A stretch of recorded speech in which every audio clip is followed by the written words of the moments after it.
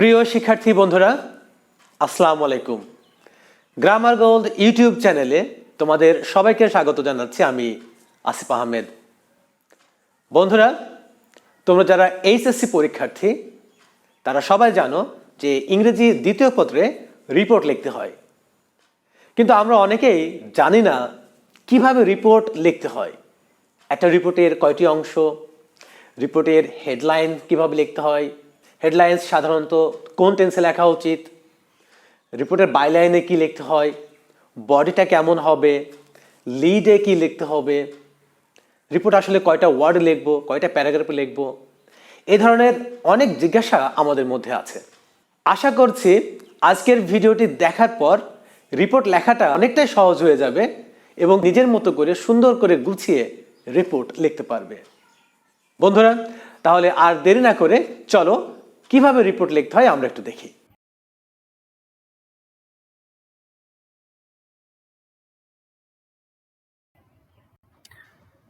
How to write better reports in the HSC exam. ইংরেজি দ্বিতীয় পত্রেই report লিখতে বলা হবে। দ্বিতীয় পত্রের 14 নম্বর প্রশ্নে বলা হবে রিপোর্ট লেখো। তুমি যদি একটা রিপোর্ট সুন্দর করে লিখতে পারো, তুমি সর্বোচ্চ 8 নম্বর আশা করতে পারো। সাধারণত বলা হয় 120টি শব্দের রিপোর্ট লিখতে, তবে যদি শব্দের উল্লেখ না থাকে সেক্ষেত্রে আমরা সর্বোচ্চ 150টি শব্দে রিপোর্ট লেখার চেষ্টা করব, কারণ 8 নম্বরে বেশি তো আমি পাবো না। সেক্ষেত্রে আমার 200 শব্দের রিপোর্ট লেখার তো কোনো প্রয়োজন নেই। What is a report? Report বা প্রতিবেদন কি? আজকে আমরা রিপোর্টের দুইটি সংজ্ঞা জানব। প্রথমটি নেওয়া হয়েছে অক্সফোর্ড অ্যাডভান্সড লার্নার্স ডিকশনারি থেকে। এখানে বলা হচ্ছে a written or spoken account of an event, especially one that is published or broadcast. Bangla দাঁড়াচ্ছে এরকম: রিপোর্ট হচ্ছে কোনো ঘটনার তথ্য বা লিখিত বিবরণ, বিশেষত এমন একটা বিবরণ যা প্রকাশিত বা সম্প্রচারিত হয়। এখানে প্রকাশিত এবং সম্প্রচারিত শব্দ দুটি খুবই গুরুত্বপূর্ণ, কারণ রিপোর্ট সাধারণত কোনো সংবাদপত্র বা সাময়িকীতে প্রকাশিত হয়, অথবা সেটি কোনো রেডিও বা টিভি চ্যানেলে আমরা শুনতে পাই। এক্ষেত্রে আমরা এই ধরনের রিপোর্টকে বলতে পারি নিউজ রিপোর্ট বা সংবাদ প্রতিবেদন। এখন প্রশ্ন হচ্ছে, নিউজ রিপোর্ট কি পরীক্ষায় আসে?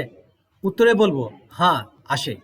আমরা যদি যশোর বোর্ড 2019 সালের এবং রাজশাহী বোর্ড 2017 সালের প্রশ্নটি দেখি, তাহলে সেখানে নিউজ রিপোর্ট লেখার কথাই বলা হয়েছে।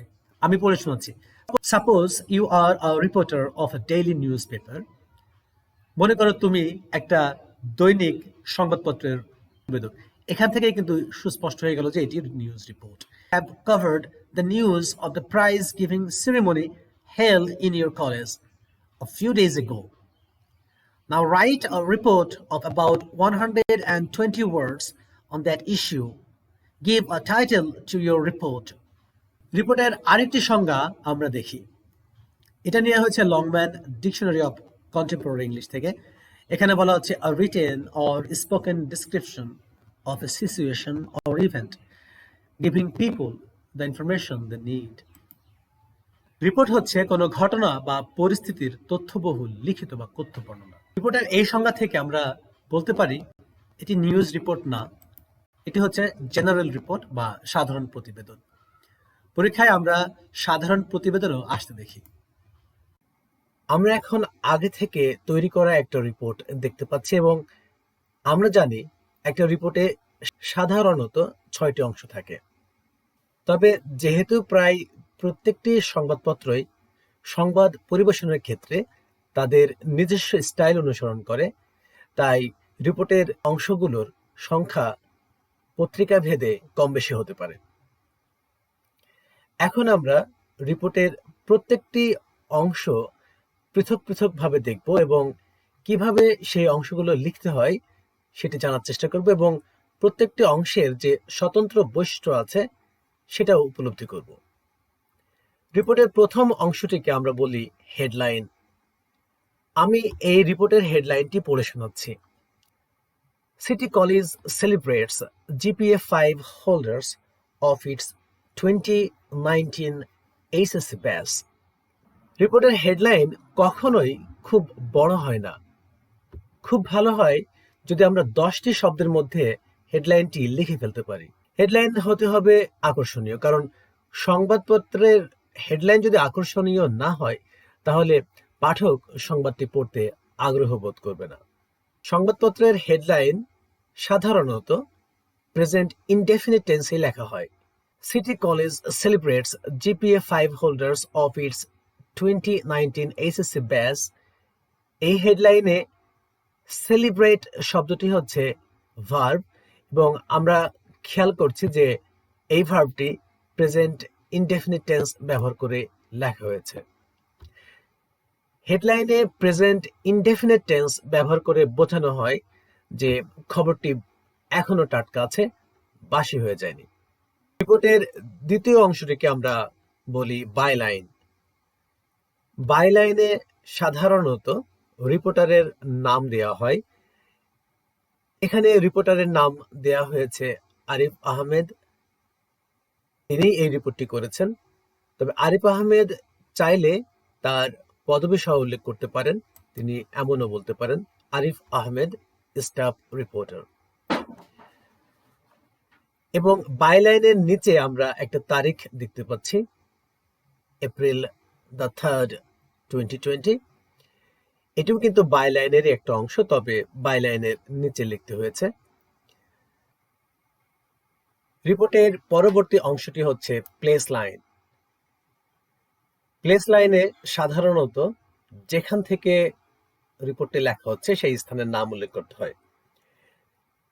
যশোর শব্দটিকে আমরা খেয়াল করলে দেখব এই শব্দে ব্যবহৃত প্রত্যেকটি লেটারকে বড় হাতে লেখা হয়েছে। সাধারণত এভাবেই প্লেস লাইন লিখতে হয়। প্লেস লাইনের পরে একটি স্পেস দেওয়া হয়েছে এবং ড্যাশ ব্যবহার করা হয়েছে, এবং আরও একটি স্পেস দিয়ে রিপোর্টের প্রথম প্যারাগ্রাফটি লেখা হয়েছে। এই প্রথম প্যারাগ্রাফটিকে আমরা বলি লিড।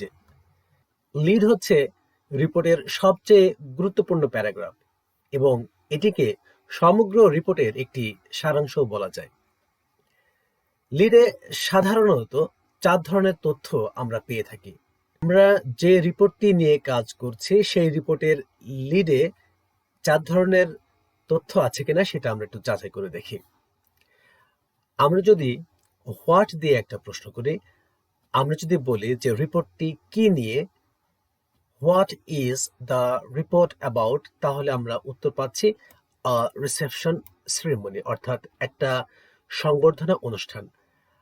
আমরা যদি হু দিয়ে একটা প্রশ্ন করি, আমরা যদি বলি যে এই সংবর্ধনা অনুষ্ঠানটি কাদের জন্য ছিল, তাহলে প্রশ্নটি দাঁড়াচ্ছে এরকম, who was this reception ceremony for, তাহলে উত্তর পাচ্ছি ফর দ্য জিপিএ 5 হোল্ডার্স। আমরা যদি হোয়ার দিয়ে একটা প্রশ্ন করি, আমরা যদি বলি where was the reception ceremony held, অর্থাৎ সংবর্ধনা অনুষ্ঠানটি কোথায় অনুষ্ঠিত হয়েছিল, তাহলে আমরা উত্তর পাচ্ছি at the district city college. আমরা যদি হোয়েন দিয়ে একটা প্রশ্ন করি, আমরা যদি বলি when was the ceremony held, তাহলে উত্তর পাচ্ছি ইয়েস্টারডে। এখন একটা লিড কত বড় হবে? সাধারণত একটা বাক্যেই লিড লেখা উচিত, এবং যদি সম্ভব না হয় তাহলে দুটো ছোট ছোট বাক্যে আমরা লিড লিখতে পারি। আমাদের একটা বিষয় মনে রাখতে হবে, লিডে কখনোই 25 থেকে 30টির বেশি শব্দ লেখা উচিত হবে না। এর পঞ্চম অংশটি হচ্ছে বডি। লিডে আমরা 4 ধরনের তথ্য উল্লেখ করেছি, এবং বডিতে আমরা সাধারণত বিস্তারিতভাবে ওই তথ্যগুলো ব্যাখ্যা দেওয়ার চেষ্টা করি, এবং সেই সাথে আরো 2টি প্রশ্নের উত্তর আমরা বডিতে অন্তর্ভুক্ত করি। একটা হচ্ছে হাউ দিয়ে এবং আরেকটা হচ্ছে হোয়াই দিয়ে। হাউ অর্থাৎ কিভাবে, এবং হোয়াই অর্থ কেন। ঘটনাটি কিভাবে ঘটলো সেটি আমরা বডিতে উল্লেখ করব, এবং কেন ঘটেছে সেটিও আমরা বডিতে উল্লেখ করব। এখানে মনে রাখতে হবে সবচেয়ে গুরুত্বপূর্ণ তথ্যগুলোই কিন্তু আমরা বডির প্রথম দিকে দেব, এবং অপেক্ষাকৃত কম গুরুত্বপূর্ণ যে তথ্যগুলো সেগুলো শেষের দিকে উল্লেখ করার চেষ্টা করব। সংবাদের গুরুত্ব এবং ব্যাপকতার উপর ভিত্তি করে বডিতে 2 বা ততোধিক প্যারাগ্রাফ লেখা সম্ভব। রিপোর্টের সর্বশেষ অংশটি হচ্ছে এন্ডিং। এন্ডিং হচ্ছে রিপোর্টের সমাপ্তি বা কনক্লুশন। সমাপ্তিটা এমন হতে হবে যেন সেটি পড়ে পাঠকের মনে একটা চিন্তার উদয় হয়। যেমন এই রিপোর্টের শেষে বলা হয়েছে, the function ended in the afternoon and the principal of City College thanked the participants and expressed his desire to organize such events in the future too. শেষের অংশটি expressed his desire to organize such events in the future too. এটা পড়ার পর পাঠকের মনে একটা চিন্তার উদয় হতে পারে যে কেন এরকম একটা অনুষ্ঠান তিনি আবারও ভবিষ্যতে আয়োজন করার ইচ্ছা রাখেন। বন্ধুরা, আমরা দেখতে পেলাম একটা নিউজ রিপোর্টের 6টি মূল অংশ রয়েছে। তবে আগেই বলেছি যে এই অংশগুলো কম বেশি হতে পারে।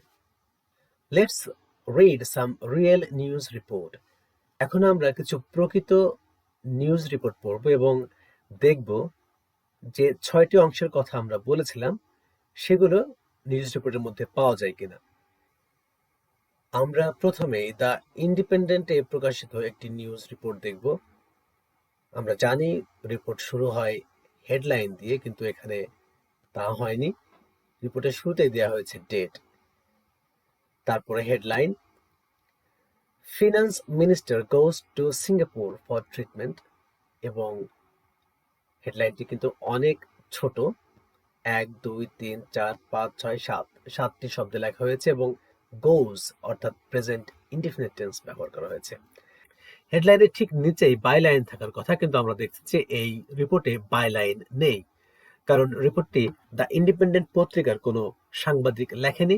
এটি সংগ্রহ করা হয়েছে ইউএনবি বা the United news of Bangladesh নামের একটি সংবাদ সংস্থার কাছ থেকে। এখানে খুব সুন্দর একটা লিড দেওয়া হয়েছে। Finance minister AHM Mustafa Kamal flew to Singapore on Saturday for follow-up treatment, এবং লিডের যে বৈশিষ্ট্য সেগুলো এর মধ্যে আমরা দেখতে পাচ্ছি। আমরা যদি প্রশ্ন করি যে কি ঘটেছে, উত্তর পাবো যে অর্থমন্ত্রী সিঙ্গাপুরে গিয়েছেন। আমরা যদি প্রশ্ন করি কে গিয়েছেন, আমরা উত্তর পাবো অর্থমন্ত্রী গিয়েছেন।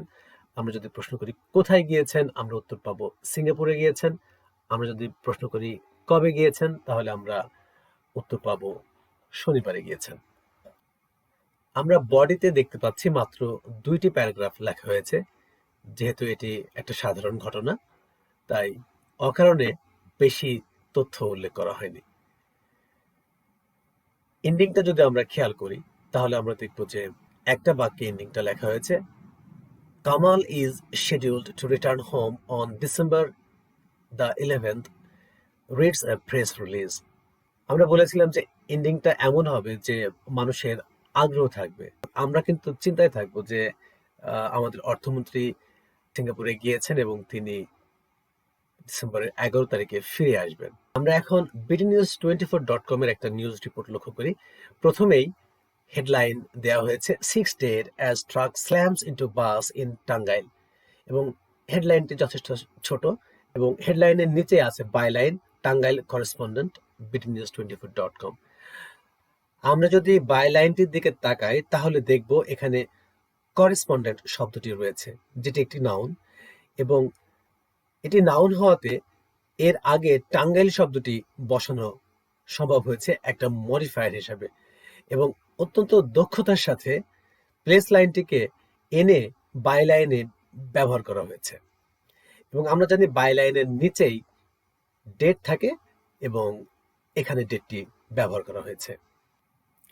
এখন সেই একই রিপোর্ট নিউ এজ পত্রিকায় কিভাবে প্রকাশিত হলো সেটি আমরা দেখি। প্রথমেই হেডলাইন দেওয়া হয়েছে 6 killed 5 injured in Tangail road accident, এবং হেডলাইনের নিচে যদি আমরা খেয়াল করি তাহলে দেখব একটি বাক্যে কিছু তথ্য দেওয়া হয়েছে। তথ্যগুলো আমরা একটু দেখি কি ধরনের। আওয়ার করেসপন্ডেন্ট, অর্থাৎ এটা কিন্তু বাইলাইনের তথ্য। টাঙ্গাইল, এটা হচ্ছে প্লেস লাইনের তথ্য, এবং তারপরে রয়েছে ডিসেম্বর 4, 2020। এটা কিন্তু বাই লাইনের সাথে থাকার কথা, আমরা দেখতে পাচ্ছি এটা একটা ডেট। তাহলে নিউ এজ পত্রিকায় মাত্র একটা লাইনেই বাই লাইন এবং প্লেস লাইনের তথ্য উল্লেখ করা হয়েছে। আগেই বলেছি যে এক একটা সংবাদপত্র এক একটা স্টাইলে তাদের রিপোর্টগুলো লিখে থাকে বা প্রকাশ করে থাকে। আমার কাছে এই স্টাইলটি বেশ ভালো লেগেছে, কারণ আমার মনে হচ্ছে এটি সহজ এবং সংক্ষিপ্ত। বন্ধুরা, এতক্ষণ আমরা বেশ কয়েকটি নিউজ রিপোর্ট পর্যবেক্ষণ করলাম। তোমাদের যে স্টাইলটি ভালো লাগে পরীক্ষায় সেই স্টাইলটি ফলো করবে। থিংস টু রিমেম্বার, যে বিষয়গুলো মনে রাখতে হবে। 1. Try to write the report following the 6-part format. যখন আমরা রিপোর্ট লিখব, আমরা চেষ্টা করব রিপোর্টের 6টি অংশ অন্তর্ভুক্ত করতে। 2. Keep the headline short and simple. হেডলাইনটি আমরা অবশ্যই সংক্ষিপ্ত আকারে লিখব এবং সহজ করে লিখব। 3. Write the headline using the present indefinite tense, even if the event is in the past. যদিও ঘটনাটি অতীতে ঘটেছে, তবু আমরা রিপোর্টের হেডলাইনটি প্রেজেন্ট ইনডেফিনিট টেন্সেই লিখব। Plan before writing the report, report লেখার আগে পরিকল্পনা করতে হবে। Identify important pieces of information, গুরুত্বপূর্ণ তথ্যগুলো শনাক্ত করতে হবে। অর্গানাইজ দেম, সেগুলো সাজিয়ে লিখতে হবে। And start with the most important ones first, এবং সবচেয়ে গুরুত্বপূর্ণ তথ্যগুলো রিপোর্টের শুরুর দিকে লিখতে হবে। And finish with the least important ones, এবং যে তথ্যগুলো সবচাইতে কম গুরুত্বপূর্ণ সেগুলোই সাধারণত শেষের দিকে লিখে রিপোর্টটি সমাপ্ত করতে হবে। 5. Ensure that your report answers the following questions. এটা নিশ্চিত করতে হবে যে তোমাদের রিপোর্টে নিচের প্রশ্নগুলোর উত্তর আছে কিনা। প্রথম প্রশ্নটি হচ্ছে, what event or situation is the report on? রিপোর্টটি কোন ঘটনা বা পরিস্থিতির উপর। Who are involved in the event, ওই ঘটনার সাথে কে বা কারা জড়িত। Where and when does the event of the report take place, রিপোর্টে উল্লেখিত ঘটনাটি কোথায় এবং কখন সংঘটিত হয়েছে। Why does the event take place, ঘটনাটি ঘটল কেন।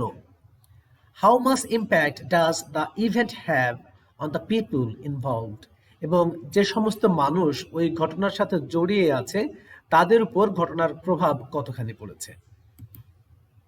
6. Try to write the report using active voice.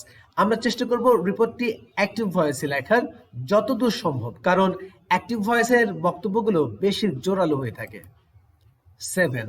Write the report objectively. আমরা চেষ্টা করব নিরপেক্ষভাবে রিপোর্টটি লেখার। এখানে পার্সোনাল কোনো ফিলিংস বা মতামত লেখার প্রয়োজন নেই। আমরা চেষ্টা করব বস্তুনিষ্ঠভাবে সংবাদ উপস্থাপন করার।